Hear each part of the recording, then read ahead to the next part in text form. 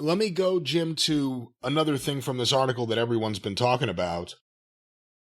Once again, the Wall Street Journal, the article, WWE's Vince McMahon faces fresh demands from women alleging sexual abuse by Joe Palazzo and Ted Mann. And in the article, it states, the 77-year-old Mr. McMahon has also told people that he intends to make a comeback at WWE, according to the people familiar with his comments. He has said that he received bad advice from people close to him to step down, and that he now believes the allegations and investigations would have blown over had he stayed, these people said.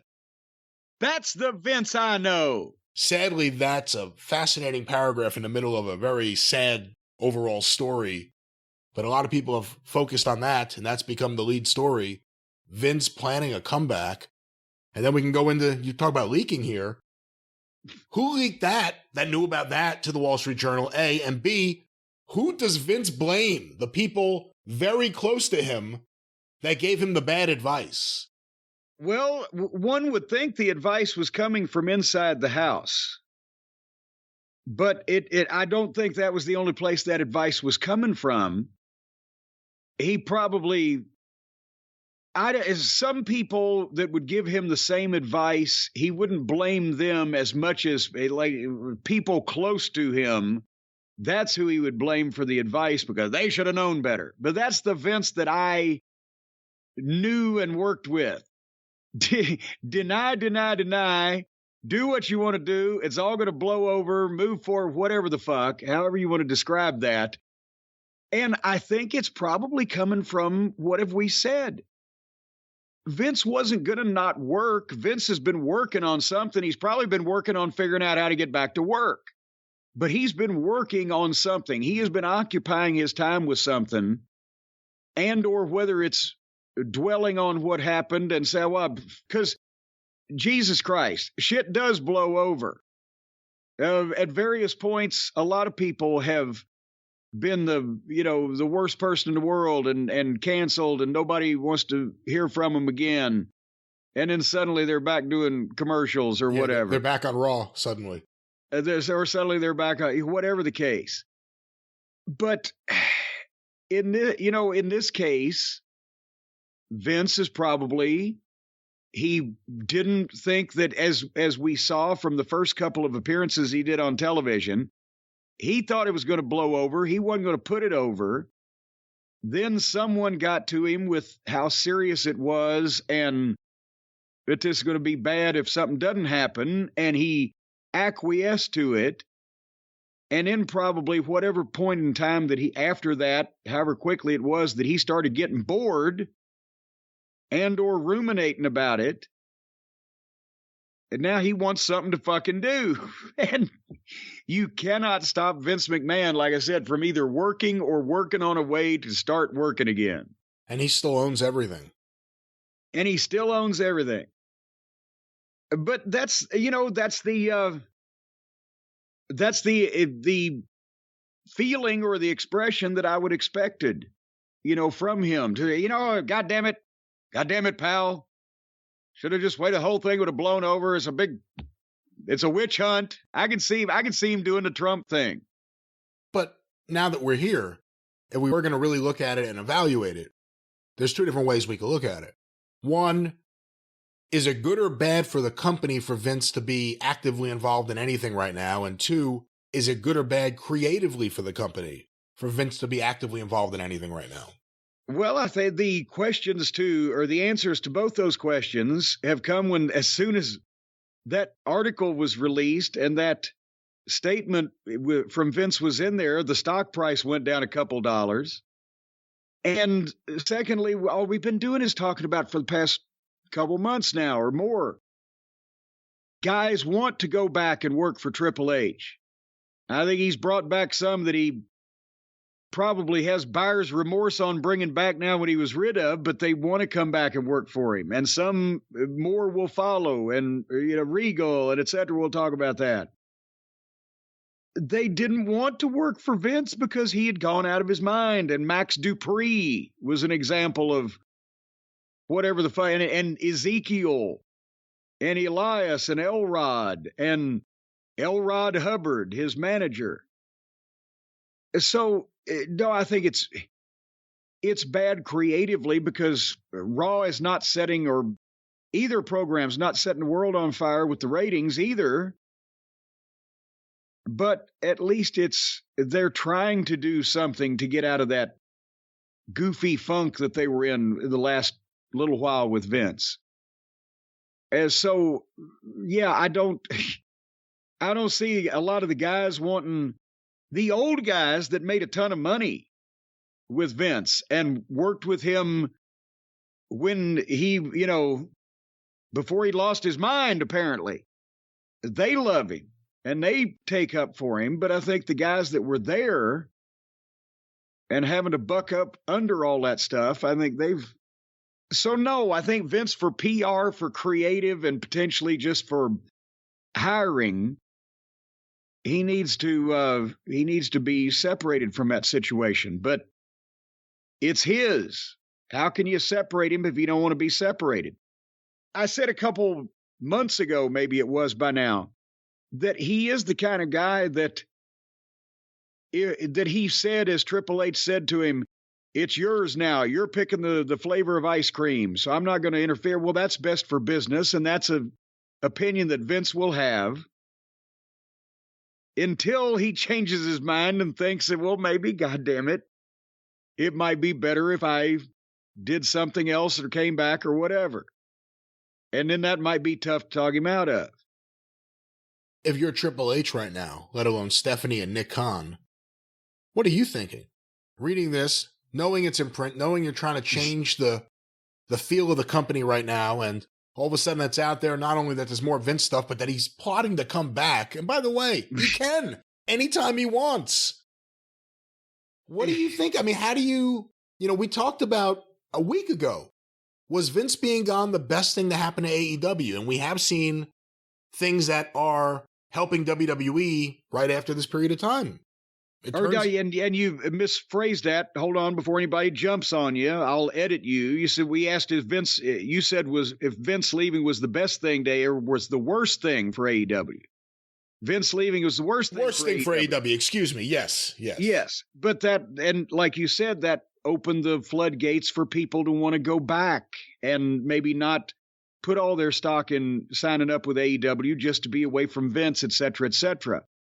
And yeah, you've got to think that now they're going, oh, Pop, oh, Dad, oh, Vince, oh, whatever. They are unfortunately for the WWE, and fortunately for Tony Khan, every time Tony fucks up, something will happen on the other side where they will fuck up and throw the balance off again. I've been saying this for months and months, maybe over a year now. Nobody wants to win this promotional war. And every time that AEW has some chaos or scandal or stupid going on, you think, well, this will be the big chance on the other side, and they come up with stupid or scandal or chaos going on. And the audience keeps shrinking for both. You have to imagine, too, and again, I don't think Vince should be back. But if you're Vince and on a Monday night you're watching your former show and you see Gargano all over that show, I know how I feel. Can you imagine what Vince feels? Remember, that's the thing that I said probably got NXT in trouble to begin with and begat NXT 2.0 was Vince walked in there and saw Johnny Gargano. And right, wrong, good, bad, or indifferent, as Mama Cornette would say, whether you like him or whether you don't, that's not even in debate now. We're talking about what Vince McMahon would have thought of him. And not much would be the answer. And so, yeah, a lot of that is going to come into play because I'm thinking that Vince thought, well, yeah, Triple H and stuff, they've got it. They'll take good care of it. Wait, what the hell is that, pal? And let's face it, it's not like, as we've said, he's going to try to take it private. He's going to try to buy it back. Well, it's not like that he's been doing Eddie Graham-like work or Bill Watts-like work, Vince himself, over the last couple of years or ever, but especially over the last few years with creative. But at the same time, For 40 years, he was the guy, and he made a lot of people a lot of money, and he had a lot of successes, and he can crow about that. So if he all of a sudden now sees what Raw did 1.5 million last week or whatever it was, not even that, then that's, my God, that's what a B show or a secondary cable show would have done 20 years ago, that he's still thinking, well, look what I did. Well, we'll see what happens with Vince, but I guess to sum it up and to finish and go full circle here, are rumors of Vince returning the best thing that could happen to AEW?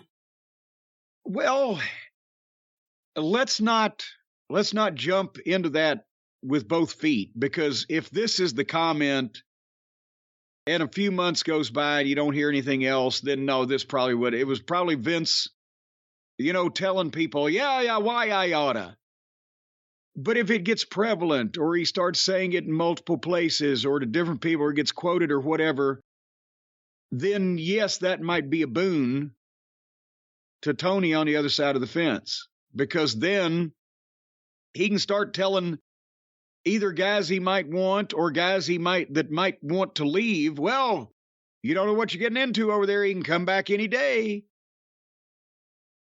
So, if it looks like it's more than just somebody said that, or Vince made a comment one day when he was frustrated or whatever, then it might turn out to be good. But I don't think it's just right now everybody's going to start running the other direction. Pretty soon it's going to look like a tennis match where the fucking fans are sitting in the arena trying to follow which way the wrestlers are running to safety at, back and forth and back and forth. He's here, he's there, he's here, he's there. Here's another way to look at it. If Vince McMahon lives to be 95, this is going to keep happening for like another 15 years of him trying to gain back control of his company. This isn't going to go away. He's only going to get crazier. And remember, wasn't his mother 100? That's right. So, yes, I mean, until such time that he could not function and be ambulatory, this may very well come up from time to time, because, like I said, he never intended to stop working ever. Well, Jim, if Vince is indeed planning a comeback, do you think now's the time to get off the turkey and get on the cow? Well, I don't know. It sounds like a lot of bull to me, but I'll tell you what, with that transition, I'll do something. It doesn't matter whether you're riding a turkey or a chicken or a cow or a horse. What it matters is what you put down your throat in the holidays. I'm talking about fine quality meat byproducts courtesy of our friends at Omaha Steaks. Folks, again, you want to be a hero to the family around holiday time. The smell of sizzling cattle in the air. And Omaha Steaks is going to help you out with that, especially with the incredible deal they've got going on right now at omahasteaks.com. 50% off site-wide, half off meat. Where are you going to hear that again? I don't think anywhere. Half off meat. Plus, when you go to omahasteaks.com, you can use the code JCE at checkout and get an additional $40 off of your order. They've got everything you need, an assortment of mouth-watering favorites, the delicious butcher's cut filet mignon, the sirloins, which, by the way, Stace and I had fillets and sirloins the other night. I couldn't decide, so we just had both. Actually, I had both. I gave her what was left over. They got the air-chilled boneless chicken, the ultra-juicy burgers, easy-to-prepare comfort meals. They're so comfortable. You put them in the oven, you heat them up, and then you lay down in them. And it's so comfortable. It's nice and warm, especially in the wintertime when the snow and the winds are whipping outside and the wolf is at the door. They don't sell wolf, though. It's illegal to eat wolf. That's why they don't do it in Omaha. But nevertheless, go to omahasteaks.com right now. Use the promo code JCE. Minimum order may be required on the 50% off site-wide. Well, why wouldn't you order the maximum?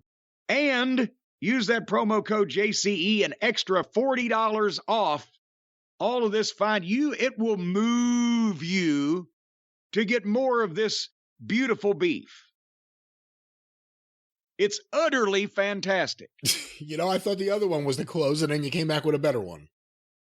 Well, I wanted to give you options. You have a third? Do I have a third?